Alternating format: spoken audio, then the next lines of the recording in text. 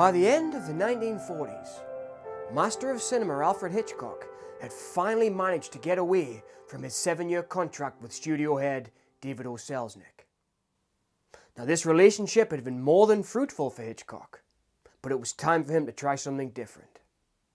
And when he finally got out of this contract, Hitchcock started his own company with Sidney Bernstein, Transatlantic Pictures Corporation.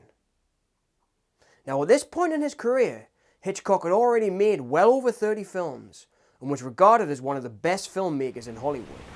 He'd already taken us to the depths of the bottom of the ocean in fantastic plane crashes.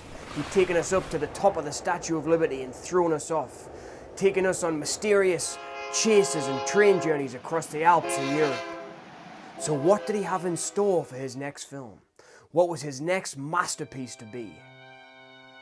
Well, in 1948, for his first film in colour, Hitchcock made Rope, a film version of a stage play by Patrick Hamilton. And what was so special and unique about Rope? What was going to be the masterful set piece of this piece of cinema? It was a film that all took place in 4 rooms. A dining room, a hallway, a kitchen, and a living room. Now, this might seem like not such a big stretch of the imagination or a challenge for Alfred Hitchcock to take on. But Rope would become one of the most challenging films of Hitchcock's career to that point. Hitchcock took Rope on for a reason. He was setting himself a challenge. And a challenge that at this point in his career, he really needed. So let's take a look at the sometimes overlooked film, Rope, a Hitchcock masterpiece and his first solo production from 1948.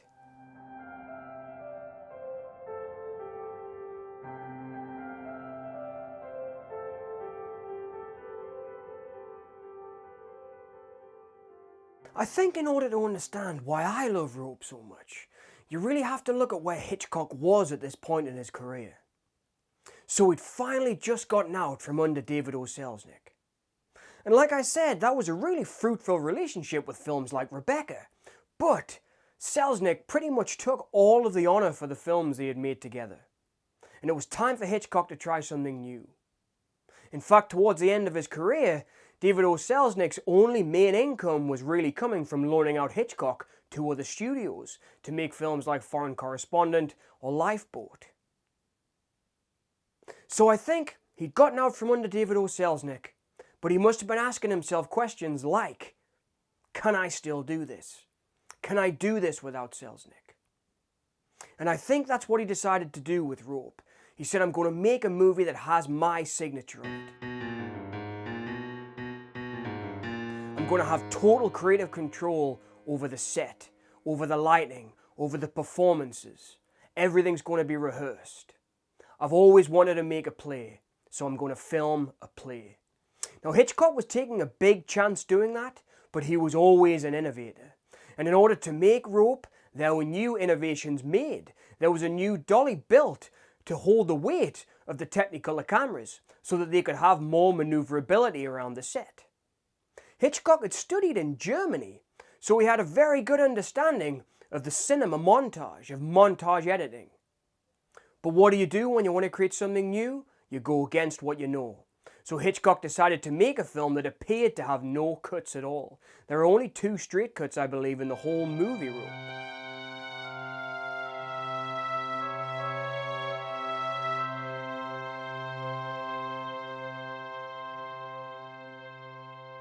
And this is very interesting. How do you make something new? You go in the total opposite direction. Forget what I know. I'm going to try and innovate. I'm going to test myself. And I really think that's what Hitchcock was doing with this. Another thing that filming in long takes allows for is fantastic performances because the actors have to be rehearsed. And because you're shooting in long 10-minute takes, you really do get performances. And the performances are exquisite in Rope. All of the main cast, as well as the supporting cast, are fantastic. John Dahl, Farley Granger, James Stewart, they're all amazing, absolutely fantastic performances. And this comes from that. And I think this might have been something in the back of Hitchcock's mind. He was thinking, I want to show people great performances, unedited performances. Look at the performances that we can put up here on screen. And I think that was something he was going for with Rope. And I think looking at that makes me understand why I love it so much.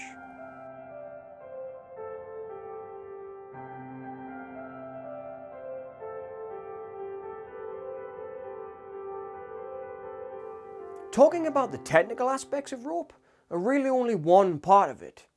But what looking at the technical aspect of the film does is tell us a little bit more about the world of Rope, I think. So obviously, with the film being so technical, as with on other film sets, the set had to be silent. The actors were moving, the camera was moving, sound was moving, walls were moving, furniture was moving.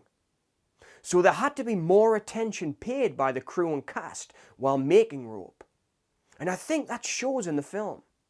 And I'm sure to Hitchcock, in those moments of silence on set, when he was holding his breath, just hoping that nothing would go wrong in these 10-minute takes, that the only thing that existed to Hitchcock was his world of Rope.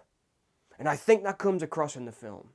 And that's a point I'd like to make about Hitchcock making Rope as a filmmaker. He'd just gotten out from that terrible contract, and he finally had all this creative control, and he'd gone into his world. He'd created his own place, his own world of total creative control. And that's what Rope means to me, and I can see that when I watch it. So these technical aspects lend themselves to creating this fantastic and I think believable world of these characters. Through performances and the technical aspects of film married perfectly together, we get this great setting. Now, screenwriter Arthur Lawrence often talked about the set and how Hitchcock was so proud of it. Lawrence said that Hitchcock treated it like a giant erector set, and seeing him there playing around with everything was like watching a kid getting his jollies playing with one of his toys. And that comes across. There's an enjoyment in it. Hitchcock always said that puns are the highest form of literature. Oh, that's... You like all kinds of horror, don't you? Bad puns and... Not bad pun. Puns are the highest form of literature. There are those who would agree with you. I think I'm one of them, actually. And you can see that in Rope. It's a very dark and very disturbing film, but the whole film is kind of a pun. Everything has double meanings. What on earth's the matter? I was sure she'd notice. Notice what? It's a rope, of course. Brandon, we've got to hide it. Why? Why? Yes, why? It's only a piece of rope, Philip, an ordinary household article. Why hide it? Belongs in the kitchen drawer. Everything that the characters say, the two main characters say, alluding to the dead body, usually have double meanings. So for example, John Dahl's character says, "We're treating this like a sacrificial feast." Which is pretty funny when you watch it. It's a pun with Hitchcock's dark humor. Well, I think it looks downright peculiar. Peculiar? Very. Particularly those candlesticks. They don't belong there at all. Well, on the contrary, I think they suggest a ceremonial altar, which you can heap with the foods for our sacrificial feast. Heap is right. Certainly isn't enough room for me to set things out properly. Is there, Mr. Phillips? Oh, you can make it do. She'll be the death of me. What's to be done with the books? Oh, we'll lay them out on the dining room table. A crazy idea, if you ask me. Well, I have too much to do to discuss this thoroughly, dear. However, I still think it's peculiar. But speaking of screenwriter Arthur Lawrence, we have to talk about the male relationships in the film. Arthur Lawrence has said in his biography since that he was in a relationship with actor Farley Granger while they made the film. There's a lot said now about Rope and the male relationships in the film as being a kind of damning of those male relationships, saying that people in these relationships are all homicidal killers. But Lawrence said they all knew that they were making a film about a male couple when they made the film, but they never referred to it as a gay couple. They referred to it as it. Because at that time in Hollywood, it was something that wasn't spoken about. But he said that we all knew the film was about it. We all knew the actors were it. John Dahl, Farley Granger were both gay men. But Lawrence also said that Hitchcock made the film without any moral judgment. What interested Hitchcock about those characters was that it added another dynamic. It put them off center. Because they weren't just two murderers, they were two murderers in a relationship with each other. And that really sparked Hitchcock's interest. And you can see that in the film. Because of the time the film was made, 1948, and the Hays Code, you couldn't talk about male relationships, so everything was implied by Lawrence in the screenplay. They had to tone it down so much that from the original play, they had to take out the fact that Rupert Cadell's character, played by James Stewart, had had a relationship with one of the boys while they were at prep school or college. Now, modern audiences can make of this what they will. But I like to take what Lawrence said as meaning Hitchcock wasn't making a moral judgment. He just liked those characters being off-center and the relationship adding another dynamic.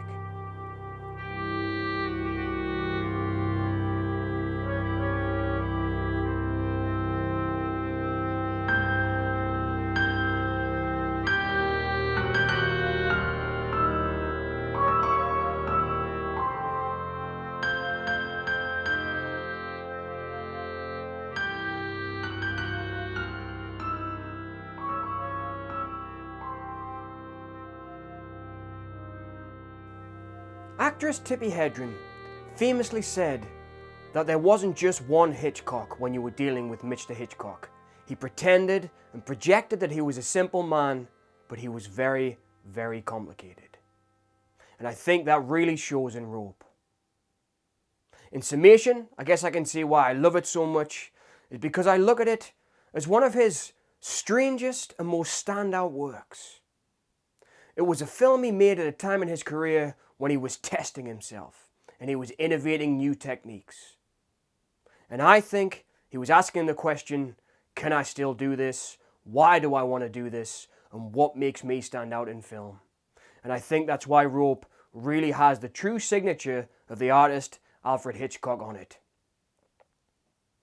Rope's always been a very special film to me because it was one of the first Hitchcock films that I had on VHS that I watched repeatedly. Over the years, I've come to love films from his 30s and 40s period more than the rest of his career. The Lady Vanishes, Jamaica Inn, Lifeboat and Rope are four of my favourite Hitchcock films. And I think they're some of his most innovative. But like Hedren said, Hitchcock was a complicated character. And I think Rope shows a very complicated part of Hitchcock's character. To end, I'd like to come to a quote from actor Farley Granger, who starred in the film.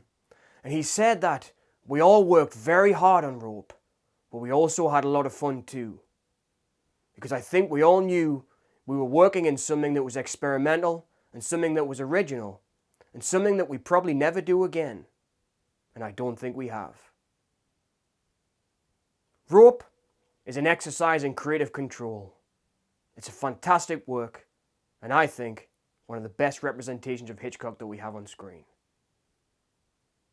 So this has been my appreciation for Alfred Hitchcock's 1948 film Rope. Thanks everyone for listening.